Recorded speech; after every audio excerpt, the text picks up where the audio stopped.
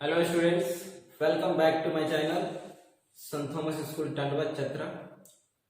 Now today I will start your new chapter of maths class 8. Everyone listen carefully and now watching me. So today I will start your new chapter exponents क्या powers. तो हम लोग ये जानेंगे कि exponents और power क्या है। पहले जो चैप्टर है बहुत ही है, इसका यूज आप लोग जस्ट लाइक 8 क्लास 7 क्लास में कर चुके होंगे, समझ गए ना। 7 क्लास में हो चुका है, तो इसे हम कैसे यूज करेंगे, ये होता क्या एक्सपोनेंट्स और पावर, इसे हम देखना है। तो एक्चुअली में ये जो एक्सपोनेंट्स और पावर जो होता है, ये कोई भी रेशनल नंबर ले लीजिए, कोई भी नंबर ले लीजिए, और वो नंबर खुद से जितने टाइम्स रिपीट होगा, जितने टाइम्स क्या होगा, रिपीट होगा। रिपीट होने के बाद उसे हम सिंपल फॉर्म में, उसको पावर के फॉर्म में डिनोट कर देते हैं, या उसको बोल सकते हैं उसके स्टाइल में लिख भी देते हैं, समझ गया ना। तो उसी नोटेशन को हम एक्सपोनेंट नोटेशन या पावर नोटेशन बोले। जस्ट लाइक दैट, जैसे हम एक रेशनल नंबर ले लेते हैं, रेशनल नंबर, पॉजिटिव या नेगेटिव कुछ भी हो सकता है, एक्स ले लेते हैं, but x is not equal to zero, zero नहीं होना चाहिए, जीरो के अलावा कोई नंबर होना चाहिए, जीरो पे कंडीशन अप्लाई नहीं होगा। तो हम एक जीरो ले लिए नंबर, अब एक्स ले लिए, सॉरी रेशनल नंबर, अब ये n टाइम्स रिपीट कर देते हैं। n टाइम्स का मतलब n बार इसे मल्टीप्लाई के फॉर्म में, तो नंबर n टाइम्स मल्टीप्लाई के फॉर्म में रहना चाहिए।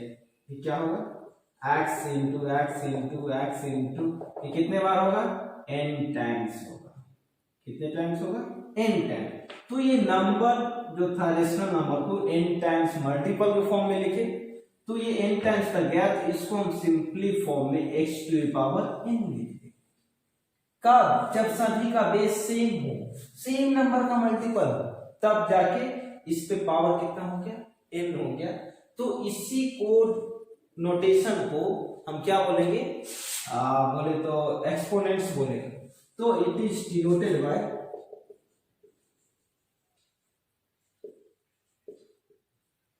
या इट इज रिटन बाय,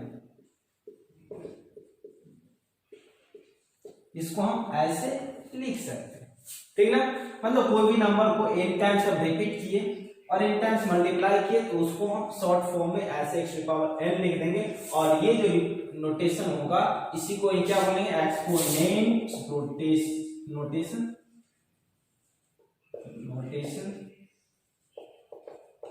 या पावर नोटेशन,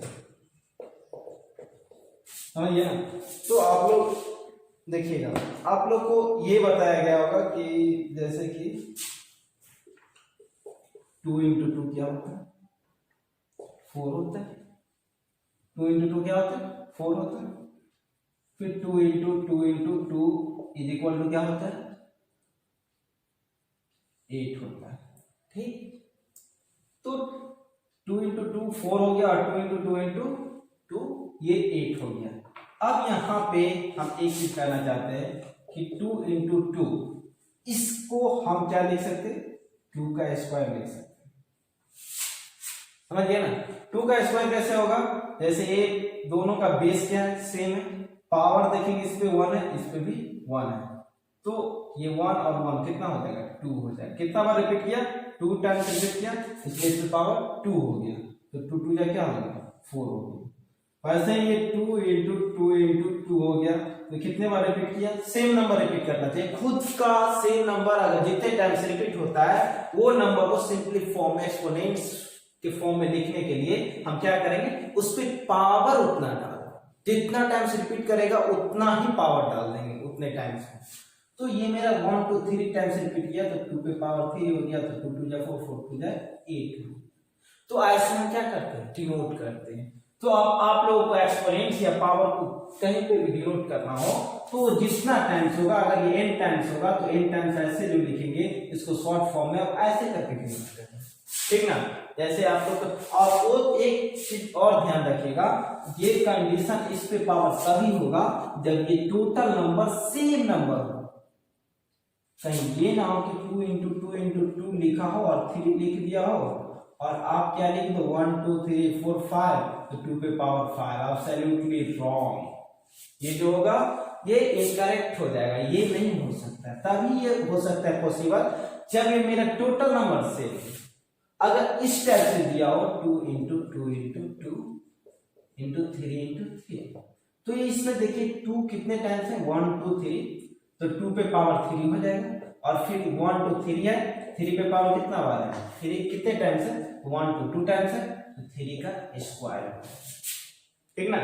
तो हम एक्सपोनेंट्स या पावर को ऐसे शॉर्ट फॉर्म में डिनोट करते हैं, मतलब जो जितना टाइम्स रहता है वो नंबर सेम नंबर जितना टाइम्स मल्टीप्लाई के फॉर्म में रहता है, एडिशन के फॉर्म में नहीं करोगे ना सब्ट्रैक्शन के फॉर्म में करोगे, सिर्फ मल्टीप्लिकेशन के फॉर्म में रहेगा तो उसको ऐसे लिख सकते हैं। अब इसके लॉ ऑफ एक्सपोनेंट्स कुछ होते हैं, उसके फार्मूला हम यहाँ पे लिख रहे हैं, उसे रिमेंबर रखिएगा। देखिए law of exponents of rational number, तो रेशनल नंबर का लॉ ऑफ एक्सपोनेंट्स कुछ वैसे होंगे है जिनका फार्मूला हम यूज करके कोई भी क्वेश्चन जो हार्ड रहेगा उसे इजी करके सॉल्व कर लेंगे। ये सिंपलीफाई बहुत ज्यादा इंपॉर्टेंट है, समझ गया ना। सिंपलीफाई आएगा आप लोग का क्वेश्चन और ये आगे तक भी आएगा, इसलिए सिंपलीफाई को ये जो है इसे समझना जरूरी है, इसलिए आप लोग कंसंट्रेट यहाँ पे कीजिए। कोई भी जब लेक्चर स्टार्ट होता है तो उस लेक्चर से आप लोग उस लेक्चर को स्किप करके या उस लेक्चर को बीच में बंद करके आप कोई भी काम मत कीजिए। इसकी वजह से अगर डिस्टरबेंस होगा आप लोगों को तो आपका ये जो आएगा जो भी लेक्चर बताया जाएगा इसमें तो आगे का पार्ट समझ में नहीं आएगा। फिलहाल तो इसलिए हर एक पॉइंट पे कॉन्सेंट्रेट कीजिए, ध्यान दीजिए, जिसके कारण आपका हर एक काम इजीली सॉल्व हो जाए और हार्ड वर्क जरूर कीजिए। देखिए फर्स्ट जो है x टू पावर m और into x to power m, मतलब मेरे पास बेस दोनों का सेम है लेकिन पावर डिफरेंट है। पावर क्या है डिफरेंट है, base same x to power m into x to power m, base same है लेकिन पावर डिफरेंट है तो इसमें पावर का क्या हो जाएगा सम हो जाएगा, ठीक ना। अब देखिए तो बेस सेम रहेगा तभी ये अप्लाई हो सकता है, बेस सेम रहेगा पावर सेम भी हो सकता है डिफरेंट भी हो सकता है, उससे कोई मतलब नहीं है, तो उसका क्या हो जाएगा सम हो जाएगा। तो एक्सपोनेंट जो बताए थे x इंटू x, तो ये मेरा क्या होगा 3 टाइम्स हो गया, x की पावर क्या है इसकी पावर 1 पावर 1 तो ये 1 + 1 + 1 इज इक्वल टू क्या होगा x3। तो x इंटू x को x3 जैसे लिखते हैं तो ये कैसे होता है ऐसे ही होता है, और उसके बाद एक्चुअल में इसका मीनिंग ये होता है, मतलब ये फार्मूला अप्लाई करके उसके बाद ये आता है, समझ गया ना। तो आप लोग ये जरूर ध्यान रखिए। अब देखिए divisible form x to power m divide x to power n, दोनों का बेस सेम है लेकिन डिवाइड के फॉर्म में, मतलब ये भी बोल सकते हैं x to power m by x to power n। तो ये मेरा बेस तो मेरे पास सेम है लेकिन पावर डिफरेंट है, तो पावर का क्या हो जाएगा डिफरेंस हो जाएगा m माइनस n, जहां पे n ग्रेटर देन क्या है n है। कहीं पे ये भी हो सकता है n ग्रेटर देन n, उसमें ये कंडीशन नहीं है कि m ग्रेटर देन n ही होगा ऑलवेज पॉसिबल, तो हमेशा पॉसिबल नहीं, कभी कभी मतलब sometimes I will use m greater than m and sometime use I will m greater than n। So next formula is x to power m to the power n, x to power m पे power कितना n है, तो दोनों का इस type से power पे power रहेगा उस सभी पे टोटल पे, तो ये दोनों पावर का मल्टीपल हो जाएगा, यानी उसको लिख सकते हैं x to power m into n या x टू पावर n पे पावर m को उसको इसे भी इस फॉर्म में लिख सकते हैं और उसके बाद कर सकते हैं। इसके बेसिस पे हम कुछ क्वेश्चन सॉल्व करेंगे। अब देखिए x into y to power n, मतलब दोनों नंबर डिफरेंट है लेकिन उसमें पावर है, तो उसको हम क्या लिख सकते हैं x to power n into y to power n, ये लिख सकते हैं इस टाइप से। अब देखिए x by y to power n, मतलब दोनों का नोमिनेटर और डिनोमिनेटर में मेरा क्या है ये एक रेशनल नंबर है और रेशनल नंबर की पावर है तो इसे हम लिख सकते हैं x to power n by y to power n। तो ये लिखने का क्या फायदा होता है वो हम आगे जाके कर सकते हैं। तुम ये भी कर सकते हो सर इसे डिवाइड करके और n से हम क्यों ना उतने टाइम्स मल्टीप्लाई कर सकते हैं, तो फिलहाल वो सब कर सकते हैं, लेकिन अभी बात ये है कि यहाँ पे कुछ वैसे टर्म्स आएंगे सिंपलीफाई करने के लिए जिसमें ये फॉर्मूले ये सब कुछ फॉर्मूले यूज करके सॉल्व हो जाएगा, इसलिए ये फॉर्मूला हम बता रहे हैं, ठीक है। अब देखिए कोई भी फैलुअर रेशनल नंबर, उस पे पावर 1 है, 1 का मतलब सेम ही नंबर होगा, वो चेंज नहीं होगा, जो नंबर है वही होगा। अगर कोई भी नंबर है उस पे पावर माइनस में रहे, तो उसे प्लस करने के लिए हमें क्या करना होगा, डिनोमिनेटर में रहेगा तो डिनोमिनेटर में करना।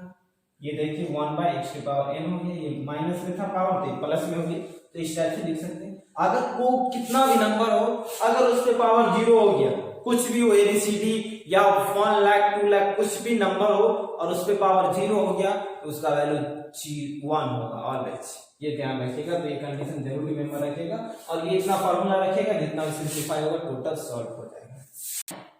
देखिए ये negative integral exponents of a rational number, इसमें कैसे होता है, मतलब रेशनल नंबर को कैसे डिनोट करते हैं। जैसे आपके पास स्क्वायर है, इसमें पावर कितना है 2 है, तो सेम नंबर को 2 टाइम्स मल्टीप्लाई कर देंगे, 2 टाइम्स मल्टीप्लाई करेंगे तो 10 × 10 को फिर मल्टीप्लाई करेंगे, मेरा वैल्यू कितना आएगा 100।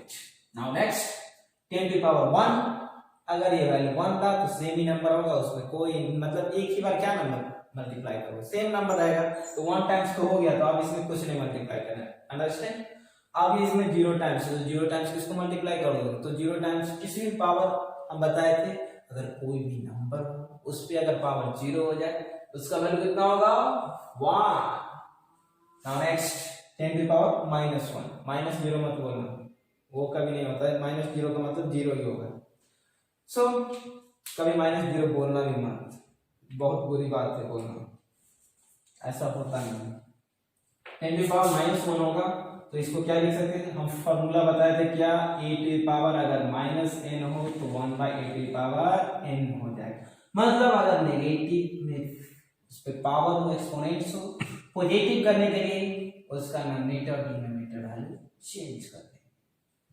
हम क्या किए, 10 था 1/10 कर दिया, इसमें पावर 1 ही रहे, उसका मतलब सेम ही नंबर हो गया, जो बताया 10⁻1 = 10। अब देखिए 1/10 का स्क्वायर होगा तो इसको क्या लिख देंगे 1/10 का स्क्वायर, अगर सिंपलीफाई भी करना तो 1/10 × 10 भी कर सकते हैं, 2 टाइम्स मल्टीप्लाई, यानी 2 है तो इसलिए 2 टाइम्स कर देंगे मल्टीप्लाई, और ये 10 का स्क्वायर तो 100 भी हो जाएगा, मतलब 1/10 का स्क्वायर भी कर सकते हैं। इस टाइप से हम नोटेशन कर सकते हैं। इसमें और कुछ है वो टर्म हम बता रहे हैं। देखिए आप लोगों के पास ये क्वेश्चन क्या है 4⁻⁻4, तो यहाँ पे 4⁻⁻4 था, इसका सॉल्यूशन करेंगे तो 4⁻⁻4 को 1/4⁴, ये फार्मूला क्या था मेरे पास, a⁻n = 1/a⁻n, वही फार्मूला अप्लाई, इस पे पावर नेगेटिव में था, पॉजिटिव करने के लिए हम क्या किए ये कर दिया। अब इस पे पावर 4 था तो इसको 4 सेम नंबर, मतलब ये मेरा किस पे पावर था 4 पे था, कितना बार 4 टाइम, तो 4 को 4 टाइम्स मल्टीप्लाई कर दी तो 256 आएगा और ये आंसर हो गया। सेम टाइप से एक बात और ध्यान रखिएगा, जैसे कोई भी नंबर मेरा p/q है, इस पे पावर अगर -n हो जाए तो इसका कुछ नहीं करना है, इसको अगर पावर पॉजिटिव करना है तो ये जो रेशनल नंबर है इसका p/q है तो q by क्या हो जाएगा p हो जाएगा, और इस पे पावर क्या हो जाएगा n हो जाएगा।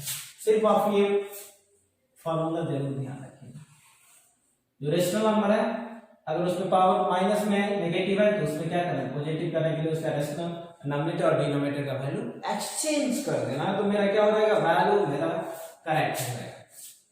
अब देखिए -3/5 था, पावर -4 था, तो क्या करेंगे 1/a हो जाएगा, मतलब ये भी फार्मूला अप्लाई कर सकते हैं, नहीं तो हम डायरेक्ट कर सकते हैं, लेकिन उसके बाद भी मेरा वही आएगा। देखिएगा आप 1/3 का पावर ये हो गया, ये नीचे आ गई तो ये कहाँ आ जाएगा ऊपर में जाएगा, डिनोमिनेटर में चला जाएगा, डिनोमिनेटर तो 5 की पावर 4, और ये देखिए 5 नीचे था तो ऊपर चला है, और फिर 3 ऊपर था तो ये क्या हो गया नीचे आ गया।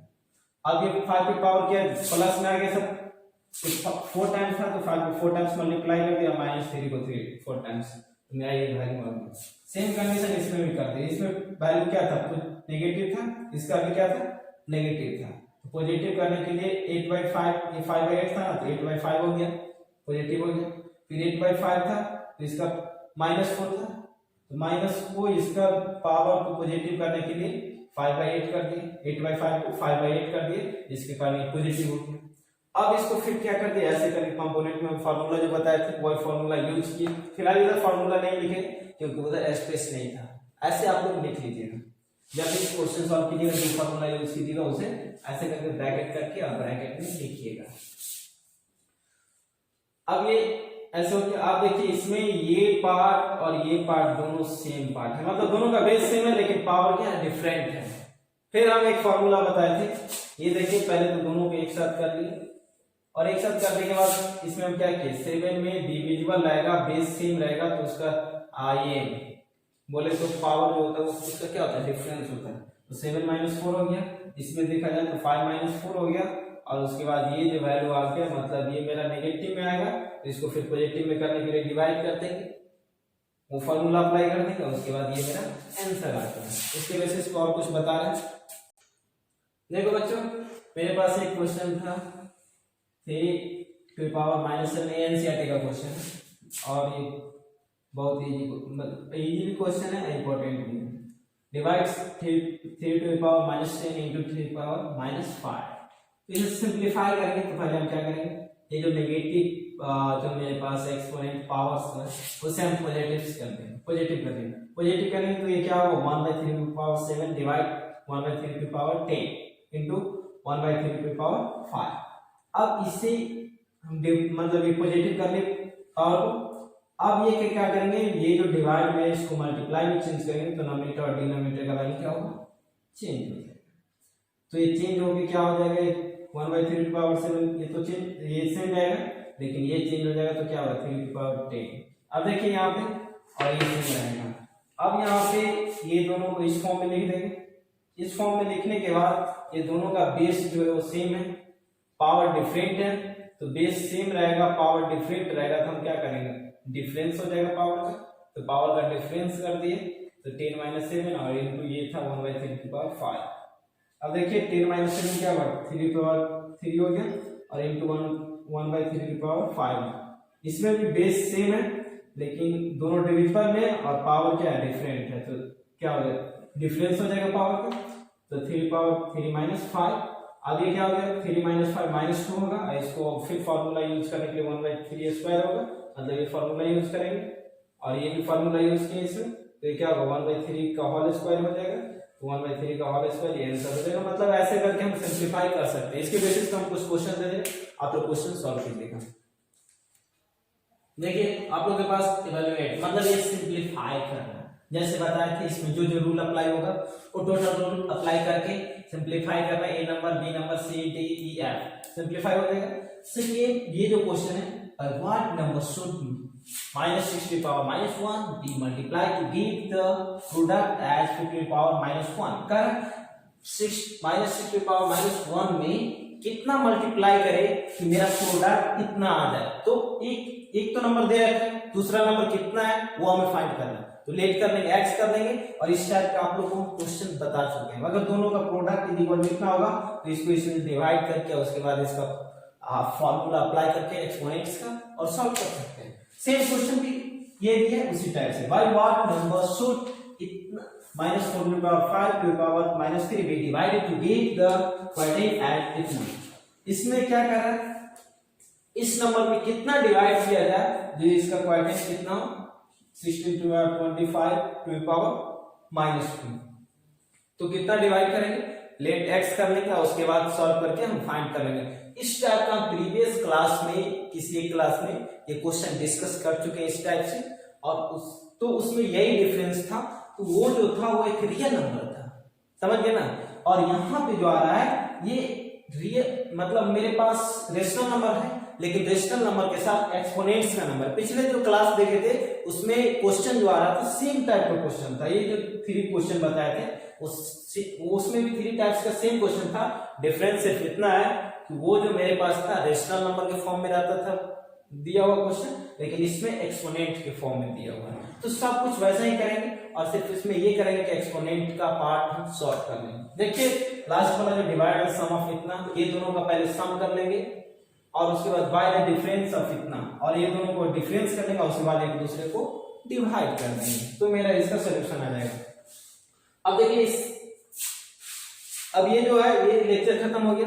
अब इस लेक्चर का ये जो न्यू चैप्टर स्टार्ट हुआ था, फिलहाल आप लोग अच्छे तरीके से हम चाहते हैं कि आप लोग को अच्छे से समझ में आए, और नहीं समझ में आया हो तो आप जरूर इसे कुछ ये ये जो वीडियो है इसे आगे पीछे करके और फिर से देख के और कंटिन्यू करके मतलब इसे समझने की कोशिश कीजिए, ट्राई कीजिए। जितना ट्राई कीजिएगा, जितना इससे क्वेश्चन सॉल्व कीजिएगा उतना ज्यादा होगा। जरूर बुक ले लीजिए बगल वाली दुकान से और क्वेश्चन सॉल्व कीजिए।